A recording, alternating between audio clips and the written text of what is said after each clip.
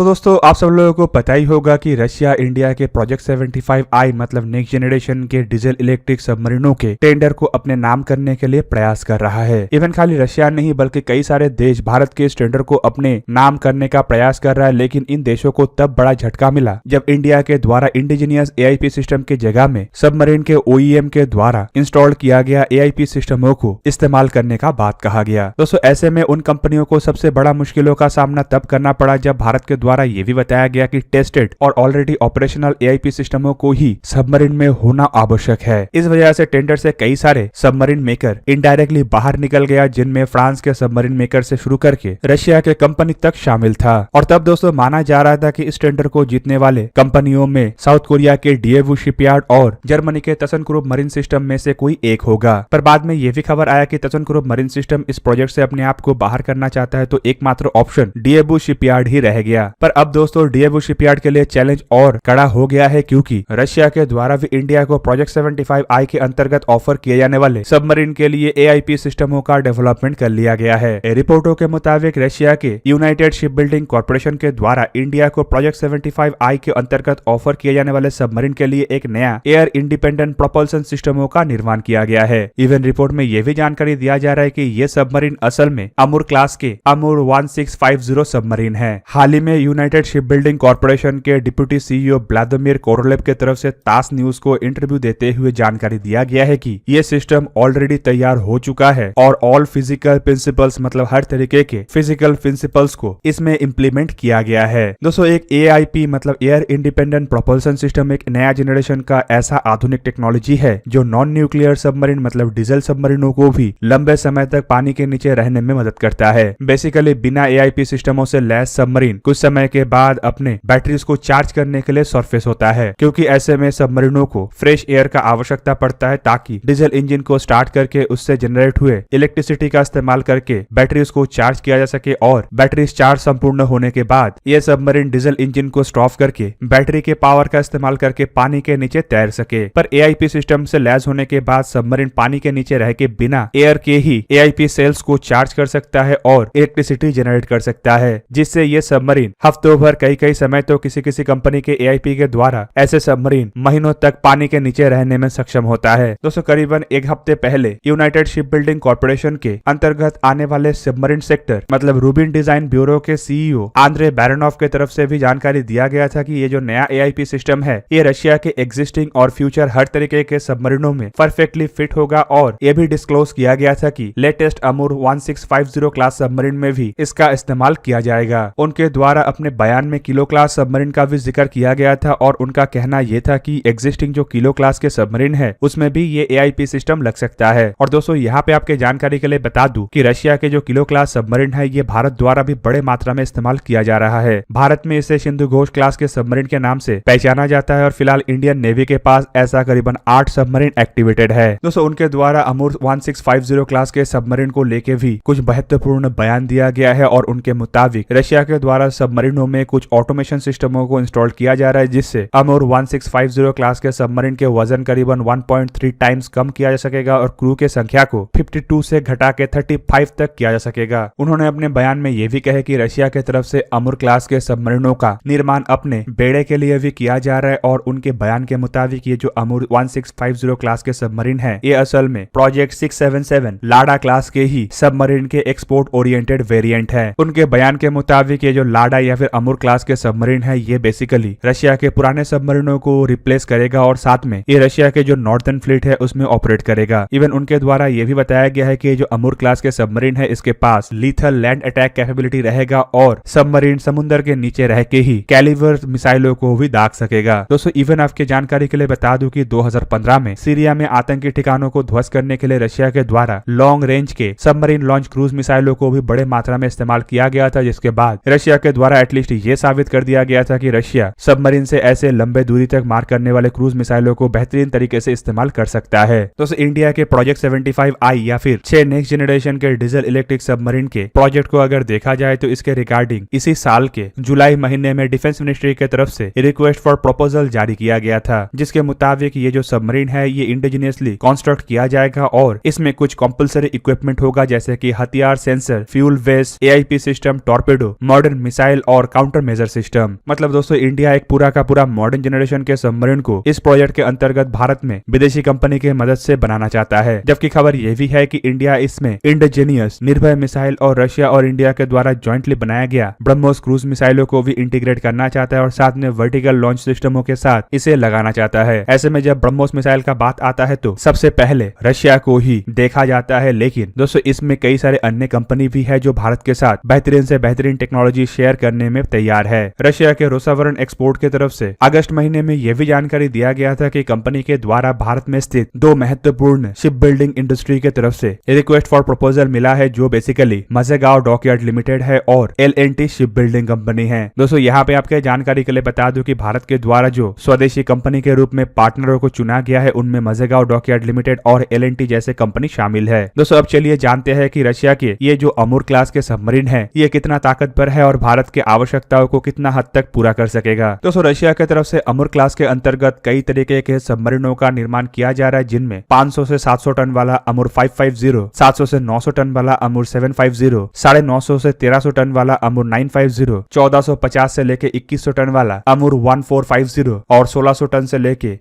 Ton से लेके इससे कई गुना भारी अमूर 1650 और आखिर में 1850 टन से लेके 2600 टन वाले अमूर 1850 तक शामिल है। दोस्तों बेसिकली अगर अमूर 1650 क्लास के सबमरीन को ही देखा जाए तो रिपोर्ट के मुताबिक इसका न्यूनतम वजन 1650 टन होगा, लेकिन इसका अधिकतम वजन कितना होगा इसके बारे में कोई जानकारी नहीं है। रिपोर्ट के मुताबिक इसके लंबाई 66.8 मीटर के आसपास हो सकता है और इसका चौड़ाई 7.1 मीटर के आसपास होगा। और जानकारी में यह भी बताया गया है कि जो सबमरीन है ये पानी के नीचे करीबन 19 नॉट मतलब करीब 35 किलोमीटर पर आवर के रफ्तार से ट्रैवल कर सकेगा। और इसके जो रेंज है उसे लेके भी जानकारी दिया गया है कि ये 500 से 6000 नॉटिकल माइल मतलब 930 किलोमीटर से लेके 11110 किलोमीटर तक ट्रैवल कर सकेगा। दोस्तों यहाँ पे जो ये दो तरीके के रेंज दर्शाया गया है उनमें 930 किलोमीटर असल में इसके AIP मोड में ट्रैवल करने का क्षमता है, जबकि 11110 किलोमीटर इसके स्नॉर्केल मोड में मतलब एटमॉस्फेयर के हवा का इस्तेमाल करके डीजल इंजन के द्वारा ऑपरेट करने के रेंज को दर्शाया गया है। रिपोर्टों में सबमरीन के कुछ अन्य खासियतों के बारे में भी जानकारी दिया गया है और रिपोर्ट के मुताबिक ये सबमरीन पानी के नीचे करीबन 300 मीटर के गहराई तक जा सकेगा और कम से कम ये सबमरीन पानी के अंदर मतलब समुद्र में 45 दिन तक ऑपरेट हो सकेगा। दूसरी तरफ ये भी जानकारी दिया जा रहा है कि ये सबमरीन अब सिर्फ 35 क्रू मेंबर से ही ऑपरेट करना संभव होगा और हथियार के रूप में बताया जा रहा है कि सबमरीन में 6 533 मिलीमीटर के टॉर्पेडो ट्यूब रहेगा और हथियार के रूप में 16 टॉर्पेडो, माइन और मिसाइलों को सबमरीन में कैरी किया जा सकेगा। दोस्तों ऐसे सबमरीन में वर्टिकल लॉन्चिंग सिस्टमों को तैनात किया जाएगा कि नहीं इसके बारे में उतना पक्का जानकारी नहीं है, लेकिन कुछ रिपोर्ट में बताया जा रहा है कि शायद इसमें 16 टॉर्पेडो के अलावा कम से कम 10 वर्टिकल लॉन्चिंग सिस्टम हो जिसके द्वारा अलग अलग तरीके के मिसाइलों को दागा जा सके। रिपोर्ट के मुताबिक अगर ये सबमरीन इंडियन नेवी के लिए ऑफर किया जाता है और इंडियन नेवी इसे अपने बेड़े के लिए चुनता है तो शायद इन वर्टिकल लॉन्चिंग सिस्टमों के द्वारा कैलिबर मिसाइलों के अलावा इंडिजीनियस निर्भय मिसाइल और इंडिया और रशिया के द्वारा ज्वाइंटली बनाए जाने वाले ब्रह्मोस मिसाइलों को भी दागा जा सके। कुल मिलाकर रशिया की तरफ से ऑफर किया गया अमूर क्लास सबमरीन में कई नए फीचर्स रशिया की तरफ से जोड़ा गया है, लेकिन आखिरकार जो AIP सिस्टमों को लेकर रशिया के द्वारा हाल ही में डेवलपमेंट किया गया है ये सबमरीन के प्रोजेक्ट 75I में दावेदारी को और मजबूत करेगा और साथ में जो साउथ कोरिया के डिएबू शिपयार्ड का एकमात्र संभावनाएं था उसे भी काफी हद तक चैलेंज करने में सक्षम होगा। तो दोस्तों ये था आज का वीडियो। अगर आपको वीडियो अच्छा लगा तो उसे लाइक कीजिए और मेरे चैनल को सब्सक्राइब कीजिए और साथ में बना हुआ बेल आइकन को भी प्रेस कर दीजिए ताकि आप मेरा वीडियो देख पाए सबसे पहले। जय हिंद।